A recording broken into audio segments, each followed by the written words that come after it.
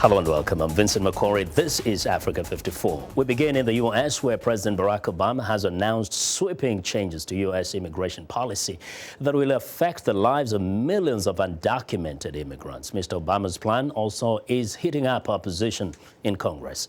VOA's Carolyn Presutti reports from the White House. President Obama addressed the American public from the White House, saying the U.S. immigration system is broken. It's been this way for decades. And for decades, we haven't done much about it. The president said his executive order will allow immigrants to come out of the shadows.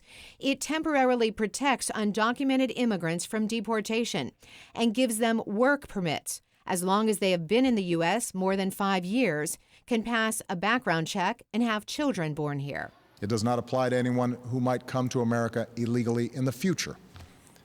It does not grant citizenship or the right to stay here permanently or offer the same benefits that citizens receive. The priorities for deportation will now be terrorists, gang members, violent criminals, and recent arrivals. His plan expands the Deferred Action for Childhood Arrivals, known as DACA, by shielding people from deportation for 3 years, providing they arrived before 2010 and enrolled in school, regardless of their current age. Are we a nation that educates the world's best and brightest in our universities only to send them home to create businesses in countries that compete against us? Or are we a nation that encourages them to stay and create jobs here? With more than 11 million undocumented immigrants in this country, the president's orders will affect about 5 million. President Obama. Republicans are bitterly fighting the plan, saying the president should not act alone. Leaders Mitch McConnell in the Senate and John Boehner in the House. The president had said before that he's not king and he's not an emperor, but he's sure acting like one. But make no mistake, when the newly elected representatives of the people take their seats, they will act. But congressional scholar Thomas Mann doesn't think there's much Republicans can do.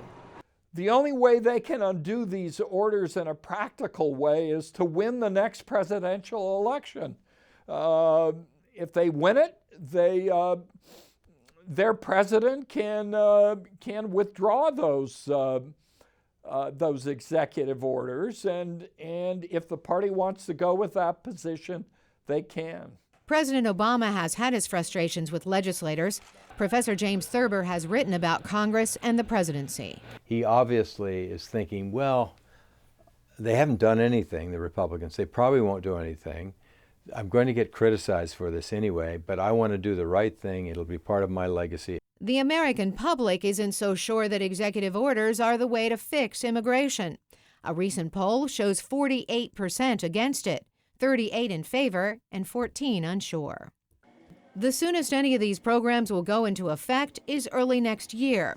As one senior administration official put it, you don't just flip a switch and start the next day. At the White House, Carolyn Presutti, VOA News.